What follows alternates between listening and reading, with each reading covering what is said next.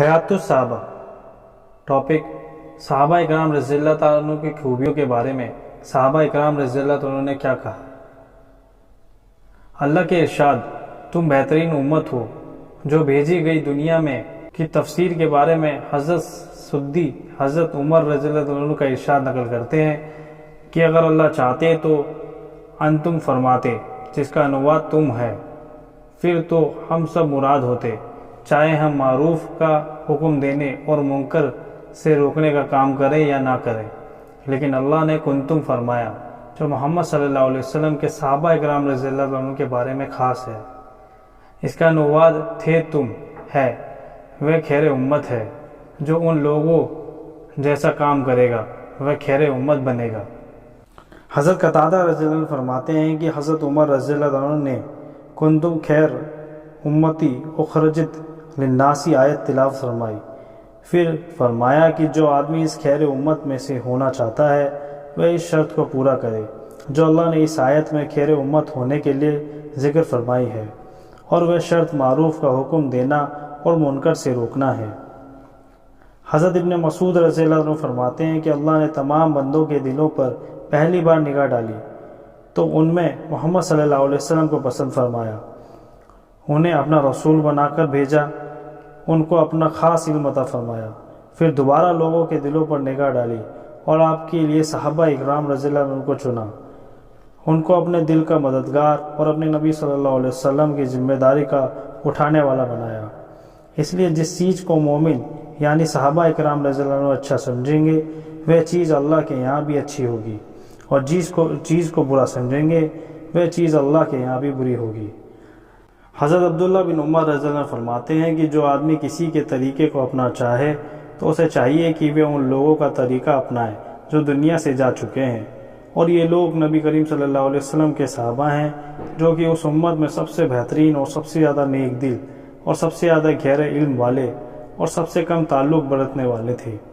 یہ لوگ ایسے ہیں جن کو اللہ نے اپنے نبی کریم صلی اللہ علیہ وسلم کی صحبت کے لیے اپنے دین کو دنیا میں پھیلانے کے لیے چن لیا ہے، اس لیے ان جیسے اخلاق اور ان جیسی زندگی گزارنے کے طریقے اپناؤ۔ رب کعبہ اللہ کی قسم، نبی کریم صلی اللہ علیہ وسلم کے یہ تمام صحابہ سیدھی ہدایت پر تھے۔ حضرت ابن مسعود رضی اللہ تعالیٰ عنہ اپنے زمانے کے لوگوں کو خطاب کرتے ہوئے فرماتے ہیں، تم محمد صلی اللہ علیہ وسلم کے صحابہ کے ساتھ زیادہ روزے رکھتے ہو اور زیادہ نمازیں پڑھتے ہو اور زیادہ محنت کرتے ہو، حالانکہ وہ تم سے بہتر ہیں۔ لوگوں نے کہا، اے ابو عبد الرحمن، یہ ابن مسعود رضی اللہ تعالیٰ عنہ کی کنیت ہے، وہ ہم سے کیوں بہتر ہے؟ تو انہوں نے فرمایا، اس لیے کہ وہ تم سے زیادہ دنیا سے بے رغبت، آخرت میں تم سے زیادہ مشکات ہے۔ حضرت ابو وائل کہتے ہیں کہ حضرت عبداللہ بن مسعود رضی اللہ عنہ نے سنا کہ ایک آدمی یوں کہہ رہا تھا کہ کہاں ہیں وہ لوگ جو دنیا سے بے رغبت اور آخرت کے مشتاق ہیں؟ تو حضرت عبداللہ نے فرمایا کہ وہ تو جابیہ والے لوگ ہیں۔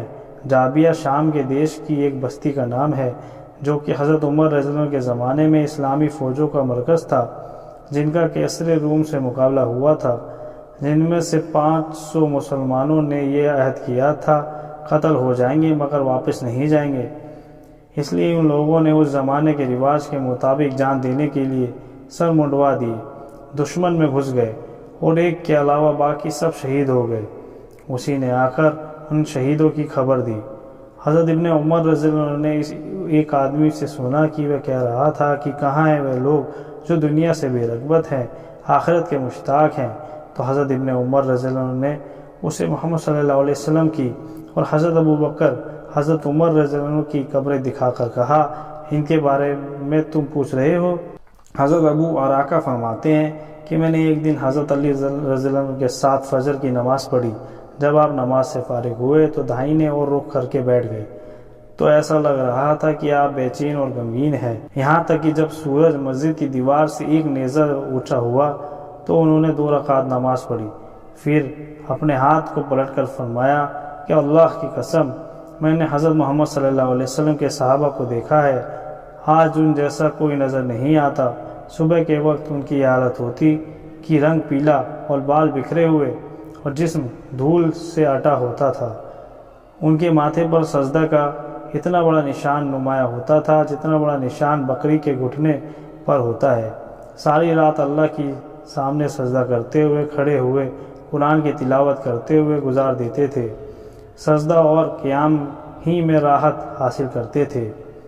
جب صبح ہو جاتی تو اللہ کا ذکر کرتے تو ایسے جھومتے کہ تیز ہوا کے دن یا ٹھنڈی ہوا کے چلتے وقت پیڑ جھومتا ہے، اور اس طرح روتے کہ کپڑے گیلے ہو جاتے۔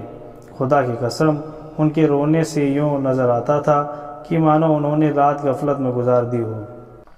حضرت علی رضی اللہ عنہ کھڑے ہو گئے اور اس کے بعد کبھی دھیرے ہنستے ہوئے بھی نظر نہ آئے، یہاں تک کہ اللہ کے دشمن ابن مجلم فاسق نے آپ کو شہید کر دیا۔ حضرت زرار بن جمرہ کی نانی حضرت معاویہ رضی اللہ عنہ کی خدمت میں گئے تو حضرت معاویہ رضی اللہ عنہ نے ان سے فرمایا، میرے سامنے حضرت علی رضی اللہ عنہ کی خوبیاں بیان کیجیے۔ تو حضرت زرار نے کہا، اے امیر المومنین، آپ مجھے معاف رکھیں۔ اس پر حضرت معاویہ نے فرمایا، میں معاف نہیں کروں گا، ضرور بیان کرنا ہوگا۔ تو حضرت زرار نے کہا کہ اگر ان کی خوبیوں کو بیان کرنا ضروری ہے تو سنیے کہ حضرت علی رضی اللہ تعالیٰ عنہ اونچے مقصد والے، یہ بڑی عزت والے اور بڑے طاقتور تھے، فیصلہ سنانے والی بات کہتے، عدل و انصاف والا فیصلہ کرتے تھے۔ آپ کے ہر پہلو سے علم پھوٹا پڑتا تھا، یعنی آپ کے قول و فعل اور ایک ایک حرکت سے علمی فائدہ ہوتا تھا اور ہر اور سے ہوشیاری ظاہر ہوتی تھی۔ دنیا اور دنیا کی رونق سے ان کو وحشت تھی، رات اور رات کے اندھیرے سے ان کا دل بہت لگتا تھا، یعنی عبادت میں اللہ کی قسم وہ بہت زیادہ رونے والے، بہت زیادہ فکر مند رہنے والے تھے۔ اپنی ہتھیلیوں کو الٹ پلٹتے، اپنے نفس کو خطاب فرماتے، سادہ اور تھوڑا کپڑا پہنتے، موٹا چھوٹا کھانا پسند تھا۔ اللہ کی قسم وہ ہمارے ساتھ ایک عام آدمی کی طرح رہتے، جب ہم ان کے پاس جاتے تو ہمیں اپنے قریب بٹھا لیتے، اور جب ہم ان سے پوچھتے تو جواب ضرور دیتے۔ اگرچہ وہ ہم سے گھل مل کر رہتے تھے، لیکن اس کے باوجود ان کے روب کی وجہ سے ہم ان سے بات نہیں کر سکتے تھے۔ جب آپ مسکراتے تو آپ کے دانت پروئے ہوئے موتیوں کی طرح نظر آتے، دینداروں کی قدر کرتے، مسکینوں سے محبت رکھتے، کوئی طاقتور اپنے غلط دعوے میں کامیابی کی اپنے امید نہ رکھ سکتا اور کوئی کمزور آپ کے انصاف سے نا امید نہ ہوتا۔ میں اللہ کو گواہ بنا کر کہتا ہوں کہ میں نے ان کو ایک بار ایسے وقت میں کھڑے ہوئے دیکھا تھا کہ جب رات کا اندھیرا چھا چکا تھا، ستارے ڈوب چکے تھے، آپ اپنی محراب سے اپنی داڑھی پکڑے ہوئے جھکے ہوئے تھے، اس آدمی کی طرح تلملا رہے تھے جسے کسی بچھو نے کاٹ لیا ہو، اور غمگین آدمی کی طرح رو رہے تھے۔ ان کی آواز گویا اب بھی میرے کانوں میں گونج رہی ہے کہ بار بار یا ربنا فرماتے، اللہ کے سامنے گڑ گڑاتے ہوئے دنیا کو مخاطب ہو کر فرماتے، اے دنیا، تو مجھے دھوکہ دینا چاہتی ہے، میری اور جھانک رہی ہے، مجھ سے دور ہو جا، کسی اور کو جا کر دھوکہ دے۔ میں نے تجھے 3 طلاق دی کیونکہ تیری عمر بہت تھوڑی ہے اور تیری مجلس بہت گھٹیا ہے، تیری وجہ سے آدمی آسانی سے خطرے میں پڑ جاتا ہے، یا تیرا درجہ بہت معمولی ہے، ہائے ہائے کیا کروں، راستے کا سامان تھوڑا ہے اور سفر لمبا اور راستہ خطرناک ہے۔ یہ سن کر حضرت معاویہ کے آنسو آنکھوں سے بہنے لگے، ان کو روک نہ سکے اور اپنی آستین سے ان کو پوچھنے لگے، اور لوگ ہچکیاں لے کر اتنے رونے لگے کہ گلے روند گئے۔ اس پر حضرت معاویہ رضی اللہ عنہ نے کہا، بے شک ابو حسن یعنی حضرت علی رضی اللہ عنہ ایسی ہی تھے، اللہ ان پر رحمت نازل فرمائے۔ اے زرار، تمہیں ان کی وفات کا رنج کیسا ہے؟ حضرت زرار نے کہا، اس عورت جیسا غم ہے جس کا ایک لوتا بیٹا اس کی گود میں ذبح کر دیا جائے، نہ اس کو آنسو تھمتے ہیں نہ اس کا غم کم ہوتا ہے۔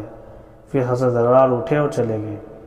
حضرت قتادہ کہتے ہیں کہ حضرت ابن عمر رضی اللہ عنہ سے پوچھا گیا، کیا نبی کریم صلی اللہ علیہ وسلم کے صحابہ کرام ہنستے تھے؟ انہوں نے فرمایا کہ ہاں، مگر اس حال میں کہ ایمان ان کے دلوں میں پہاڑوں سے بھی بڑا تھا۔ حضرت عمر رضی اللہ عنہ نے کہا، ایک بار یمن کے سفر کے کچھ ساتھیوں کو دیکھا جن کے کجاوے چمڑے کے تھے، تو ان کو دیکھ کر فرمایا جو آدمی حضور صلی اللہ علیہ وسلم کے صحابہ جیسے لوگوں کو دیکھنا چاہتا ہے وہ ان کو دیکھ لے۔ حضرت ابو سعید مخبری بیان کرتے ہیں کہ جب حضرت ابو عبیدہ رضی اللہ عنہ پلیگ کے شکار ہوئے تو انہوں نے فرمایا معاذ تم لوگوں کو نماز پڑھاؤ، چنانچہ حضرت معاذ نے لوگوں کو نماز پڑھائی۔ پھر حضرت ابو عبیدہ بن ذرہ کا انتقال ہو گیا۔ اس کے بعد حضرت معاذ نے کھڑے ہو کر لوگوں سے یہ بیان فرمایا، اے لوگوں اپنے گناہوں سے پکی سچی توبہ کرو، کیونکہ اللہ کا جو بندہ بھی اپنے گناہوں سے توبہ کر کے اللہ کے سامنے حاضر ہوگا اللہ ضرور اس کی مغفرت فرما دیں گی۔ پھر آپ نے فرمایا، اے لوگوں تمہیں ایسے آدمی کے جانے کا رنج و صدمہ ہوا ہے کہ خدا کی قسم میں نے کوئی ایسا اللہ کا بندہ نہیں دیکھا جو ان سے زیادہ کینے سے پاک ہو، ان سے زیادہ نیک دل، ان سے زیادہ شر و فساد سے دور رہنے والا، آخرت سے محبت کرنے والا، ان سے زیادہ تمام لوگوں سے بھلائی چاہنے والا۔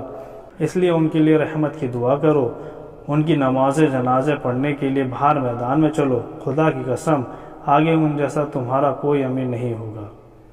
پھر لوگ میدان میں جمع ہوئے، حضرت عبیدہ کا جنازہ لایا گیا، پھر حضرت معاذ نے آگے بڑھ کر ان کی جنازے نمازہ پڑھائی۔ پھر جنازہ جب قبر تک پہنچایا تو ان کی قبر میں حضرت معاذ بن جبل، حضرت عمرو بن عاص، حضرت ضحاک بن قیس اترے اور ان کی لاش کو بغلی قبر میں اتارا، باہر آ کر ان کی قبر پہ مٹی ڈالی۔ پھر حضرت معاذ بن جبل رضی اللہ عنہ نے قبر کے سنہانے کھڑے ہو کر حضرت ابو عبیدہ رضی اللہ عنہ کو خطاب کرتے ہوئے فرمایا، اے ابو عبیدہ میں تمہاری ضرور تعریف کروں گا، اس تعریف کرنے میں کوئی غلط بات نہیں کہوں گا، کیونکہ مجھ کو اللہ کی ناراضگی کا اندیشہ ہے۔ اللہ کی قسم جہاں تک میں جانتا ہوں آپ ان لوگوں میں سے تھے جو اللہ کو بہت زیادہ یاد کرتے، جو زمین پر عاجزی کے ساتھ چلتے، جو جہالت کی بات کا ایسا جواب دیتے جس سے شر ختم ہو جاتا، خرچ کرنے کے موقع پر خرچ کرنے میں نہ فضول خرچی کرتے اور نہ ہی ضرورت سے کم خرچ کرتے، بلکہ ان کا خرچ اعتدال پر ہوتا۔ اللہ کی قسم آپ ان لوگوں میں سے ہیں جو دل سے اللہ کی اور جھکنے والے، تواضع کرنے والے، جو یتیم مسکین پر رحم کرتے اور خیانت کرنے والوں اور گھمنڈیوں کی قسم کے لوگوں سے دشمنی رکھتے۔ حضرت ربائی بن حراش کہتے ہیں کہ حضرت عبداللہ بن عباس رضی اللہ عنہ نے حضرت معاویہ رضی اللہ عنہ کی مجلس میں آنے کی اجازت چاہی۔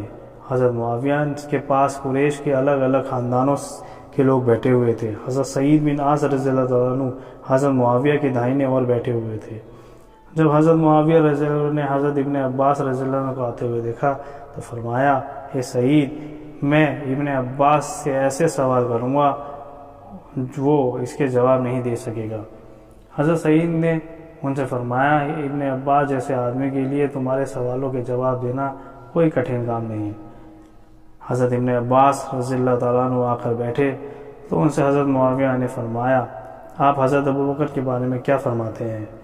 تو حضرت ابن عباس رضی اللہ عنہ نے فرمایا، اللہ ابوبکر پر رحم فرمائے، اور اللہ کی قسم قرآن کی تلاوت فرمانے والے، ٹیڑھ سے دور، بے حیائی سے غفلت برتنے والے، برائی سے روکنے والے، اپنے دین کو خوب اچھی طرح جاننے والے، اللہ سے ڈرنے والے، رات کو عبادت کرنے والے، دن کو روزہ رکھنے والے، دنیا سے محفوظ مخلوق کے ساتھ عدل و انصاف کا ارادہ کرنے والے، نیکی کا حکم کرنے والے، اللہ کا ذکر کرنے والے، دینی ضرورتوں کے لیے اپنے نفس کو دبا لینے والے، اور وہ پرہیزگاری اور قناعت میں جو جوہد اور پاک دامنی میں، نیکی اور احتیاط میں، اور دنیا کی بے رغبتی اور اچھے ویوہار کا اچھا بدلہ لینے میں اپنے تمام ساتھیوں سے آگے تھے۔ جو ان پر عیب لگائے اس پر قیامت تک اللہ کی لعنت ہو۔ حضرت معاویہ رضی اللہ عنہ نے فرمایا کہ آپ حضرت عمر رضی اللہ تعالیٰ عنہ کے بارے میں کیا کہتے ہیں؟ تو حضرت ابن عباس رضی اللہ عنہ نے فرمایا کہ اللہ ابو حفص، یہ حضرت عمر کا اپ نام ہے، رحم کرے، اللہ کی قسم وہ اسلام کے مددگار ساتھی، یتیموں کا ٹھکانہ، ایمان کا خزانہ، کمزوروں کی پناہ گاہ اور پکے مسلمان کے قرار کی جگہ، اور اللہ کے مخلوق کے لیے قلعہ اور تمام لوگوں کے لیے مددگار تھے۔ وہ خوب سوچ سمجھ کر صبر کے ساتھ اللہ کے دینی حق کو لے کر کھڑے ہوئے، آخرت کے ثواب اور اللہ کی رضامندی کی امید میں ہر تکلیف کا صبر کیا، یہاں تک کہ اللہ نے اسلام دین کو غالب کر دیا۔ کئی دیشوں پر اللہ نے مسلمانوں کو جیت دی۔ تمام چھیتروں میں، چشموں اور ٹیلوں پر دنیا کے تمام حصوں میں اللہ کا ذکر ہونے لگا۔ وہ برے دنوں میں بڑے وقار والے، پھیلاؤ، تنگی، ہر حال میں اللہ کے شکر ادا کرنے والے، ہر گھڑی اللہ کا ذکر کرنے والے تھے۔ جو ان میں بغض رکھے قیامت تک اللہ اس پر لعنت کرے۔ حضرت معاویہ نے فرمایا، حضرت عثمان بن عفان رضی اللہ عنہ کے لیے کیا فرماتے ہو؟ تو حضرت ابن عباس رضی اللہ عنہ نے فرمایا کہ اللہ ابو عمر، یہ حضرت عثمان کا اپنام ہے، پر رحم نازل فرمائے۔ وہ بڑے شریف سسرال والے اور نیک لوگوں سے بہت جوڑ رکھنے والے اور مجاہدوں میں سب سے جم کر مقابلہ کرنے والے، بڑے اور شب بیدار، اللہ کے ذکر کے وقت بہت زیادہ رونے والے، دن رات اپنے مقصد کے لیے فکر مند رہنے والے، ہر بھلے کام کے لیے تیار اور ہر نجات دینے والے، نیکی کے لیے بھاگ دوڑ کرنے والے، ہر ہلاک کرنے والی برائی سے دور بھاگنے والے تھے۔ انہوں نے تبوک کی لڑائی کے موقع پر اسلامی فوج کو بہت سارا سامان دیا تھا۔ یہودی سے خرید کر بیر روما ایک کنواں مسلمانوں کے لیے وقف کر دیا تھا۔ حضرت محمد مصطفیٰ صلی اللہ علیہ وسلم کے داماد تھے۔ ان کی 2 لڑکیوں سے شادی کی تھی۔ جو ان کو برا بھلا کہے اللہ اس کو قیامت تک شرمندہ کرے۔ پھر حضرت معاویہ رضی اللہ عنہ نے فرمایا، آپ حضرت علی بن ابی طالب رضی اللہ عنہ کے بارے میں کیا فرماتے ہیں؟ تو حضرت ابن عباس رضی اللہ عنہ نے فرمایا کہ اللہ ابو الحسن، یہ حضرت علی رضی اللہ عنہ کا نام ہے، پر رحمت نازل فرمائے۔ اللہ کی قسم، وہ ہدایت کا جھنڈا، تقوی کا غار، عقل کا گھر، رونق کا ٹیلہ تھے۔ رات کے اندھیریوں میں چلنے والوں کے لیے روشنی تھے، بڑے سیدھے راستے کی دعوت دینے والے، پہلے آسمانی صحیفوں اور کتابوں کو جاننے والے، قرآن کی تفسیر بیان کرنے والے، واعظ و نصیحت کرنے والے، ہدایت کی باتوں میں ہمیشہ رہنے والے، ظلم کرنے اور پیڑا پہنچانے کا کام چھوڑنے والے، ہلاکت کے راستوں سے ہٹ کر چلنے والے تھے۔ تمام مومنوں اور متقیوں میں سے بہترین، تمام کرتے اور چادر پہننے والے انسانوں کے سردار اور حج و سعی کرنے والوں میں سے افضل اور عدل برابری کرنے والوں میں سب سے بڑے جوان مرد تھے۔ انبیاء اور نبی مصطفیٰ صلی اللہ علیہ وسلم کے علاوہ تمام دنیا میں سب سے زیادہ اچھے خطیب تھے، جنہوں نے دونوں قبلوں بیت المقدس بیت اللہ کی اور نماز پڑھی ہے۔ کیا کوئی مسلمان ان کی برابری کر سکتا ہے؟ جبکہ وہ تمام عورتوں میں سے بہترین عورت کے خاوند تھے اور حضور صلی اللہ علیہ وسلم کے 2 ناتیوں نواسوں کے والد تھے۔ میری آنکھوں نے نہ ان جیسا کبھی دیکھا، نہ آگے قیامت تک کبھی دیکھ سکیں گی۔ جو ان پر لعنت کرے، اللہ تعالیٰ اس کے بندوں کے قیامت تک لعنت ہو۔ پھر حضرت معاویہ نے فرمایا، حضرت طلحہ، حضرت زبیر رضی اللہ عنہ کے بارے میں کیا فرماتے ہیں؟ حضرت ابن عباس رضی اللہ عنہ نے فرمایا کہ اللہ ان دونوں پر رحمت نازل فرمائے۔ اللہ کی قسم، وہ دونوں پاک باز، نیک، صاف ستھرے مسلمان، شہید اور عالم تھے۔ ان دونوں سے ایک لغزش ہوئی جسے اللہ انشاءاللہ اس وجہ سے ضرور معاف فرما دیں گے کہ ان دونوں لوگوں میں شروع سے دین کی مدد کی، شروع سے حضور صلی اللہ علیہ وسلم کی صحبت میں رہے، بہت نیک اور عمدہ کام کیے۔ حضرت معاویہ رضی اللہ عنہ نے فرمایا، آپ حضرت عباس رضی اللہ عنہ کے بارے میں کیا فرماتے ہیں؟ حضرت ابن عباس نے فرمایا کہ اللہ ابو فضل، یہ حضرت عباس کا اپنام ہے، پر رحم نازل فرمائے۔ وہ اللہ کی قسم، حضور صلی اللہ علیہ وسلم کی آنکھوں کی ٹھنڈک، تمام لوگوں کے لیے پناہ گاہ، حضرت محمد صلی اللہ علیہ وسلم کے تمام چچوں کے سردار تھے۔ تمام معاملوں میں بڑی سوجھ بوجھ رکھتے تھے، ہمیشہ انجام پر نظر رہتی تھی، علم سے لدے فندے تھے۔